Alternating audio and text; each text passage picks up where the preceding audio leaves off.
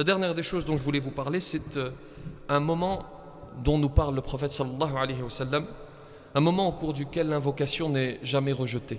Et il est important de le connaître, ce moment, et de partager cela avec vos familles. Et vous allez comprendre pourquoi nous délaissons parfois ce moment. Le prophète sallallahu alayhi wa sallam dit dans un hadith: Inna lis-sa'imi 'inda fitrihi da'watan la turad.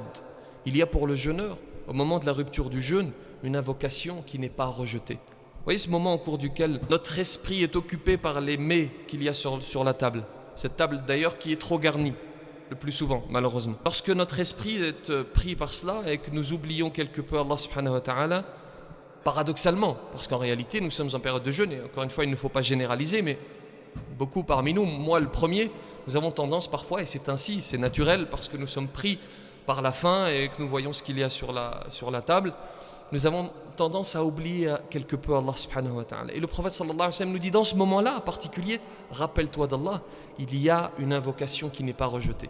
Et nos érudits nous expliquent que ce moment au cours duquel elle n'est pas rejetée, cette invocation, c'est quelques instants avant et quelques instants après la rupture du jeûne, lever les mains au ciel et demander à Allah subhanahu wa ta'ala.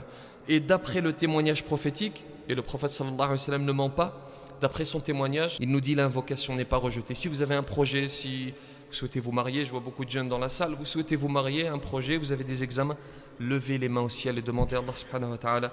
Il ne rejettera pas votre invocation, qu'Allah subhanahu wa ta'ala accepte notre jeûne et nos invocations.